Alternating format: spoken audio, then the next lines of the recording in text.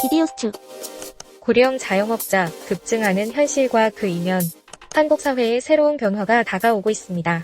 2차 베이비붐 세대의 은퇴가 본격화되면서 고령 자영업자가 빠르게 증가하고 있습니다. 한국은행 보고서에 따르면 2015년 142만 명이었던 60세 이상 고령 자영업자는 2032년 약 248만 명에 이를 전망입니다.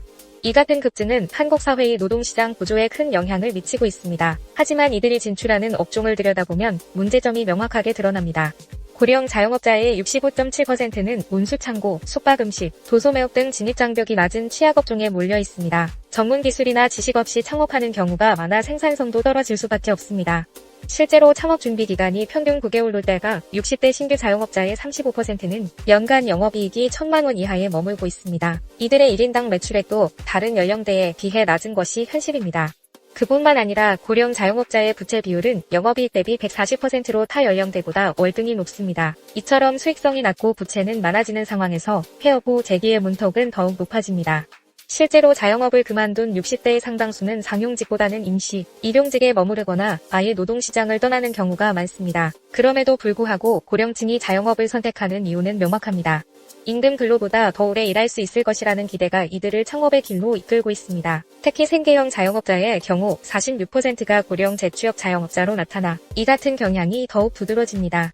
하지만 이러한 현실이 과연 지속 가능한지 고민이 필요합니다. 고령 자영업자 문제 어떻게 풀어야 할까?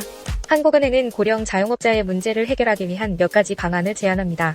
그중 첫 번째는 퇴직 후 재고용 제도를 강화하는 것입니다. 임금 체계 개편과 함께 고령층이 자영업 대신 안정적인 임금 일자리에서 오래 일할 수 있도록 제도 개선이 필요합니다.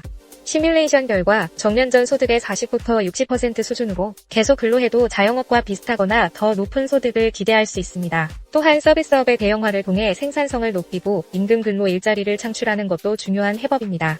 쿠팡, 이마트 등과 같은 대형 서비스 기업의 성장은 고령층을 위한 일자리 흡수에 큰 역할을 할 수 있습니다. 지방 중소기업과 고령 은퇴자를 연결하는 매칭 강화도 필요합니다. 이를 위해 재교육 기회를 제공하고 지자체가 정주 여건을 개선하는 노력이 뒷받침되어야 합니다. 지속 가능한 미래를 위한 정책적 전환. 결국 2차 베이비붐 세대의 은퇴로 고령 자영업자는 계속 늘어날 수밖에 없습니다.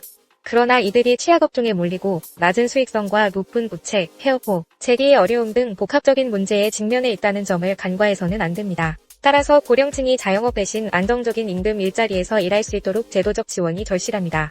퇴직 후 재고용 제도를 중심으로 한 정책적 노력이야말로 한국 사회의 지속 가능한 미래를 위한 열쇠가 될 것입니다. 구독과 좋아요, 알림 설정으로 다음 컨텐츠를 빠르게 만나보세요.